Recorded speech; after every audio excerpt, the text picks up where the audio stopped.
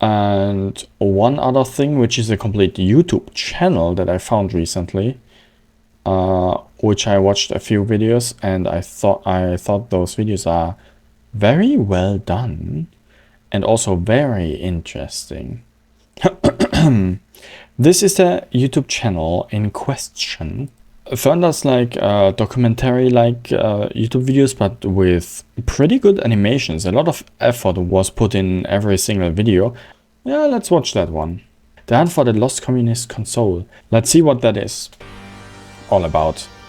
This is one of the rarest video game consoles on the planet. Only about 1,000 units were ever made. In a country that doesn't exist anymore.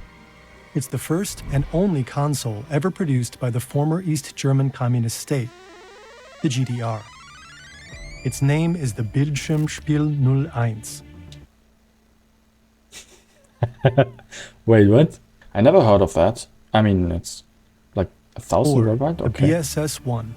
We wanted to know everything about it. Who invented it? Why was it built? What does it tell us about communist tech ambitions? And maybe the most important question, what does it feel like to actually play it? The BSS-1 is more than a quirky piece of legacy hardware. It tells a story about a secret war being fought in living rooms around the world, even today. This is the hunt for the lost communist console. Oh, it is literally a playing console. I kind of thought it's... I actually have no idea what I thought, what kind of console they meant. This is Jonas. You might recognize my voice. I'm the guy with the accent and one of the founders of Fern. The guy you heard in the intro just now is Don. He's one of our writers, a native speaker and blessed with a much smoother voice than mine. Going forward, he'll narrate some of our content, to let me focus more on editorial work. Okay. Action Park was his first video in case you missed that one. You'll still hear me and Hook, of course. We're just mixing it up a bit. So please give Don a shot. He's really good. Thanks, Jonas. When we first heard about this mysterious console, we knew immediately we needed to get our hands on one. So we went online. The BSS-1 is extremely rare. Of the roughly 1,000 units originally produced, only a fraction seem to still exist. They came in different colors. Most models are solid black with yellow or orange buttons. The white version is much harder to find. And the rarest of them all is the white one with white controllers. We found that exact variant on eBay. 800! 860! Holy shit, that's more than a Switch 2. What? Even though it's more than 45 years old, it looks almost brand new. Collectors say only about 15 of these are left worldwide. That explains the price a little. And a few days later, the BSS-1 is finally delivered. But not to us. In this box, there's a very, very special console, a gaming console. Should I know that person? Made in the GDR, in the German Democratic Republic. And we just bought it for 900 euro, and we want to unbox it and see what it's worth. Let's go. Okay. This is Daniel Budemann. He's been one of the defining faces of German gaming culture for nearly 2 decades. He hosted legendary video game shows on MTV Germany and later on YouTube. We met with him in Hamburg to put this historic console through it. I actually have no idea who that is. Video game reviewer or console reviewer, I guess. Little video game history here. I like that. I like that. Spaces. Here we are. So this is it. This is the RFT TV Spiel, or the Bildschirmspiel 01. The one and only gaming console made in the GDR, which is weird, isn't it? Are there not any other video game consoles made in Germany? I mean, Nintendo is Japan. I don't even know where PlayStation and Xbox are. And then Steam is... Where is Steam? Norway? Okay, wait a second. Washington, USA. Okay. Then... PlayStation is California. Okay. And Xbox? Also in Washington. And just to be sure, Nintendo is in Japan, yes. BSS-1 is about 30 centimeters wide and weighs roughly 1.5 kilos. It comes with 2 controllers. There's a number behind one of them. If you take a look, this is a small stamp with the number 710. Every single unit has its own unique serial number. Online, there's a list tracking all of the surviving devices, or all the known ones anyway. Ours doesn't seem to be on it, which suggests it might be a rare find. Oh. This red button is the power switch. Below it is a row of yellow buttons. These let you select the different games. There are 4 in total: pelota, squash, football, and tennis. What? Wait. This console can only play 4 games and not more? Not even any, extra games that you can buy on? Just like an old arcade machine in small? Technology came a long way. The black buttons here on the left let you adjust various in-game settings. Ablenkwinkel, Ballgeschwindigkeit, Schlägergröße, Handautomat, Ball, Settings. Balleinwurf. Okay, first one is deviation angle, ball speed, hit size, hand automatic, ball insertion, and the last one, I Even don't though know. East Germany developed its own computers and microelectronics, it made only a single attempt at building a video game console. The country had a very particular relationship with technology. It was largely cut off from the West, and sourcing modern tech was often difficult, if not impossible. That raises the real questions. Why video games? Who pushed this project forward? Video games are cool, that's it. Do we need a reason to have fun? And what were they actually trying to achieve? It's the 1970s. Germany is divided by a political and very physical border called the Iron Curtain. Oh In yeah, the I know West, that. There's the Democratic Federal Republic. In the East is the authoritarian GDR, a proxy state of the Soviet Union. In the Western world, technological progress is speeding ahead full throttle. Part of this trend is the emerging video game industry. In 1972, the first commercially available home console in video game history hits the US market. It's called the Magnavox Odyssey. The electronic game of the future. Odyssey can be many things to your family. Fun, excitement, entertainment, challenge, and education. The console can, well, it can't do much. It's basically just a few glowing squares drifting across the screen. Oh The system yeah. ships with 12 pre-installed games. that Technical turn your limitation TV was into a still soccer field or a hockey rink. a thing. First, you have to attach colored plastic sheets to the screen. Ooh, I heard about that one though. I know about that one. One game stands out: tennis, which is actually more like a very basic version of ping pong. It's easy to learn and very intuitive. Atari sees the potential and adapts the idea to create Pong. Isn't Atari still a name In less than a today? year, Pong becomes the first commercially successful video game in history. Before long, competitors are racing to copy the concept. You can choose tennis, or hockey, handball, or squash. All the same games, but with different names and very slight different actions. Oh my god. It's the kind of next funny few- how they advertise the same game as 4 few games. years, video games evolve at breakneck speed. By 1977, consoles like the Atari 2600 are conquering living rooms from the United States to Western Europe. I'd like the most popular home video game system ever. Ah, the system you want is the Atari 2600. That's so fast. I want a system that can play hundreds of games. Oh, then what you want is the Atari 2600. But I'd like the system that can also play educational games for my children. Then what you want is the Atari 2600. Fine. Video game graphics and sound Advertisement that, oh my god, advertisements back then were savage. What the heck? effects improve rapidly. Within just a few years, the industry produces its first true icons: Space Invaders, Yeah. Asteroids, and of course, God, Pac-Man. Now asteroids. from Atari, a great new video game, Pac-Man. By the late 1970s, the first home computers are sold in the US. Machines like the Commodore PET 2001 and the Apple II. And with that, the West pulls far ahead of the East in both tech and gaming. It's wild to think about how we went from here to here. Keeping up with the speed of tech is hard enough.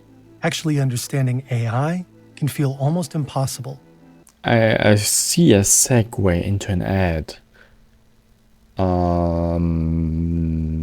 What could it be? I don't know. I don't care actually. But I also am not the biggest fan of AI. But notice how we started with something intriguing like the BSS-1 and organically slid into actually learning something? That's exactly what Brilliant does. Brilliant, Say you're looking to okay. build better habits for next year, like really understanding artificial intelligence instead of just using it. Brilliant's hands-on course, How AI Works, breaks things down in a way that finally makes sense. You see what's happening under the hood, how a language model picks the next word, or how neural networks learn patterns from massive amounts of data. It's a completely different experience from attending a lecture. You learn by doing, and the concepts actually stick. I know how Brilliant that shit turns works. That spark of curiosity you already have into Doesn't- real problem doesn't mean solving does- skills. it doesn't To start mean it learning is for good. free, go to brilliant.org/fern, scan the QR code, or click the link below. Brilliant is not a I teach you AI website. It's just a course-based website. You can learn everything, not only fucking AI. You can also get 20% off an annual premium subscription for unlimited daily access. In the 1970s, most households in East Germany already have a TV in the living room, but they can only dream of owning a computer, let alone a game console. Of course, these Germans noticed that technology is increasingly becoming part of everyday life in the rest of the modern world. Isn't like pretty much every early console you just plug it into a TV? It doesn't need to have a separate screen, so. So the GDR decides to do something about the massive gap between their consumer technology and that of Western industrial countries. In 1977, the GDR declares microelectronics the country's top priority. Billions are poured into building an independent microchip industry. The idea is twofold. One, strengthen the GDR's position as an industrialized nation. Two, have its own population experience the luxury of owning home computers. Atari's success with Pong in the West doesn't go unnoticed either. By the mid-70s, the GDR's leadership decides that the country will build a console of its own. Which was this one. So let's try to figure out what the BSS-01 can do or can't do. And as you can see, an exact copy of the Western version of Pong. So this is tennis, and yes, it works. With the controllers, you can move the paddles up or down to hit the ball. Yeah. With these black buttons on the left, you can adjust Nullstellung. Probably something like a calibration button for the last one. in-game settings like paddle size or ball speed. So now you got the hard mode of Pong. Interesting. Let's try soccer. Ooh, all right, interesting. So we got squash. Oh, interesting, all right. And let's try a game which is called Pilota. But I don't know what Pilota means, actually. Let's make it faster, maybe that's interesting. All right. A match ends once one of the two players makes it to Din, din, din, din, din, din, din, din, din. Oh, old sounds. Oh god. They knew how to make little lines on the screen move up and down, but I had no idea about sound design back then. 15 points. Or when you get bored, like Danielle here. I think this is I wonder if if those blue stripes on the top of the screen are artifacts from the camera that is filming it, or if it is really on the screen.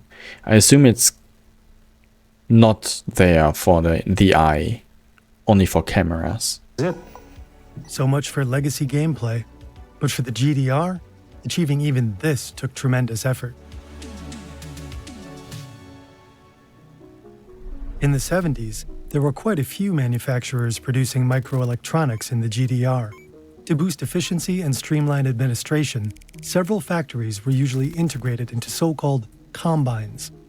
Every combine ultimately reported to the government, or more specifically, to the State Secretary for Electronics and Engineering. At the time, that position is held by a man named Carl Neindl. His job is to turn the GDR into a microelectronics powerhouse. Or the goal of this company was not the gaming consoles, but the microelectronics, like computer chips and stuff. Neindl isn't your stereotypical party bureaucrat. He's a trained electrical engineer with a reputation for knowing exactly what he's talking about. He's strict, uncompromising, and he doesn't tolerate sloppiness. If anyone underperforms, Neindl won't hesitate to fire them on the spot. His colleagues call him Revolver Carl. The semiconductor plant in Frankfurt That's a cool nickname. Revolver Carl. Oder is the GDR's largest manufacturer of microelectronics.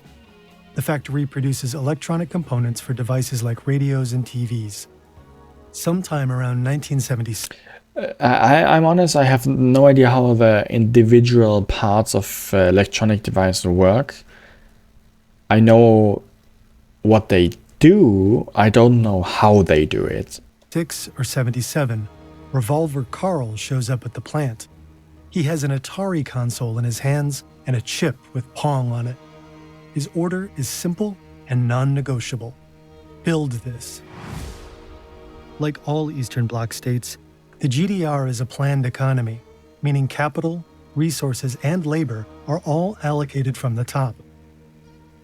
Okay. The engineers get to work. But how are they supposed to build this thing? Their biggest headache is the main chip. Since 1949, a coalition of Western industrial nations known as COCOM has been coordinating and controlling exports to the Eastern Bloc. Their goal is to stop communist states from using advanced Western technology for military purposes. This whole area is communist? Or was in the 1970s? Okay. Of course they will use computer chips for military, which is bullshit. Military in the first place is a huge mistake, but yeah, at least they knew how they tried to prevent that. Their goal is to stop communist states from using advanced Western technology for military purposes. One item embargoed by COCOM is high-performance microchips. Anything too powerful or modern is blacklisted and can't legally be exported to the GDR. The country lacks both the cutting-edge hardware and the money to develop such chips on their own. But the chip used in the Atari is the American AY3-8500. It's so low-end that it slips past the blacklist, so the GDR engineers import it. The chip sits here, right at the heart of the console. The other components were either manufactured in the GDR or imported from other Soviet states. For example, the speaker up here in the top right comes from Tesla, a state-owned company in former Czechoslovakia. Wait, if I read that if I hear that correct now, so they were not only limited into the existing technology, they were limited by other states not exporting high technology to them because they were like state-driven companies or something like that. This piece in the top left is the power transformer that supplies electricity to the console. The RF modulator in the center converts the signals coming from the console to a format that TV receivers can handle. The plastic casing was also produced in the GDR. The colors weren't necessarily an aesthetic choice. Factories just used whatever material happened to be available at the time. In 1979, the first BSS-1 rolls off the production line.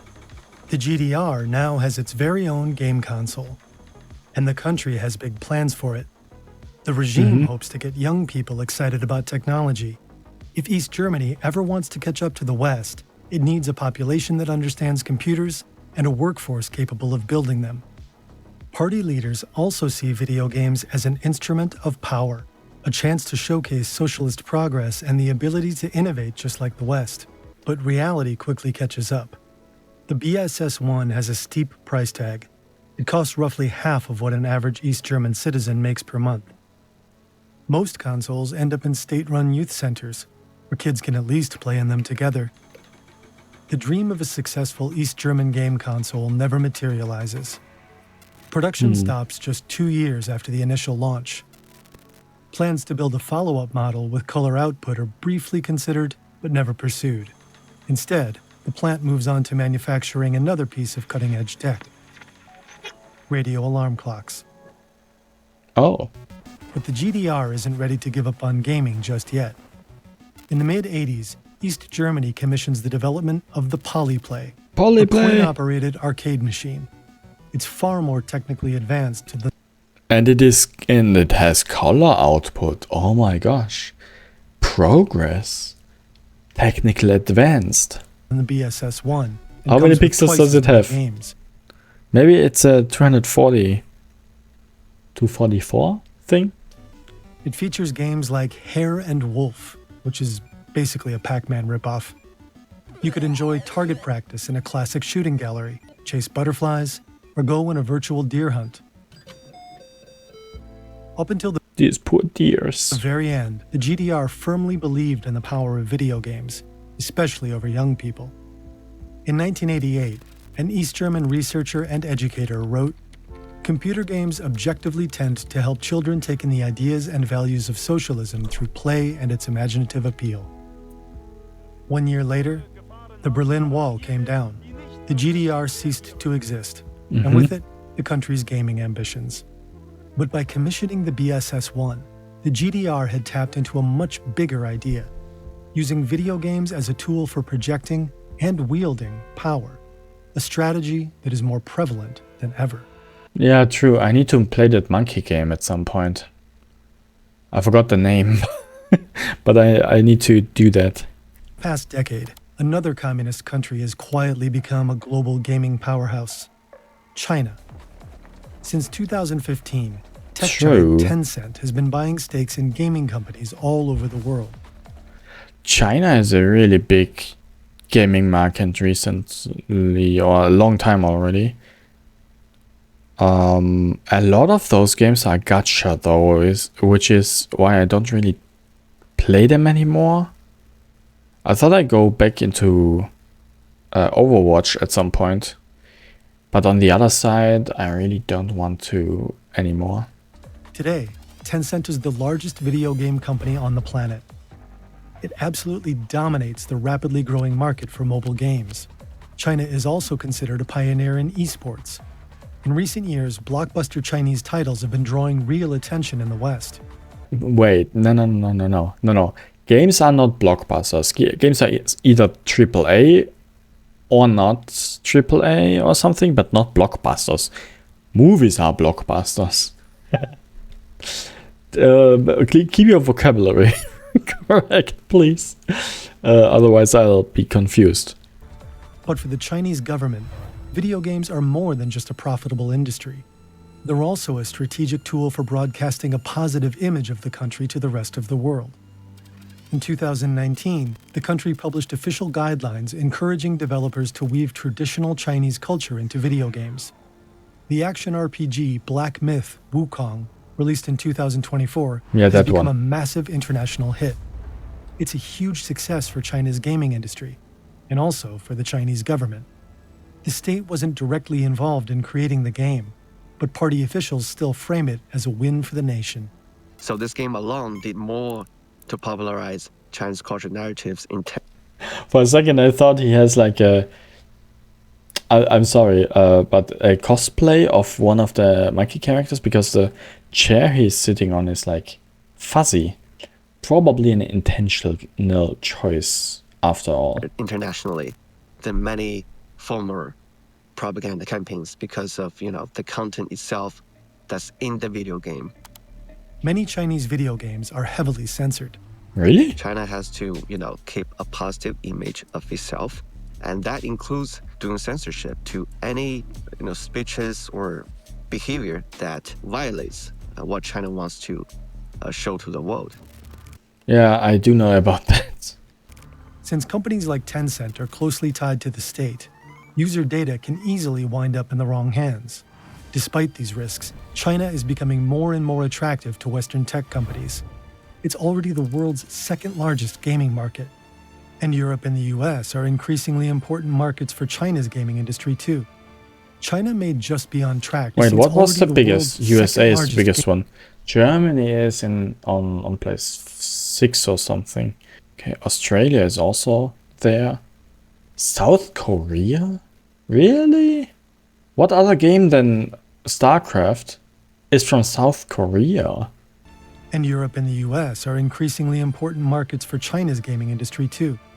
China may just be on track to achieve what East Germany could only dream of, using gaming to project power.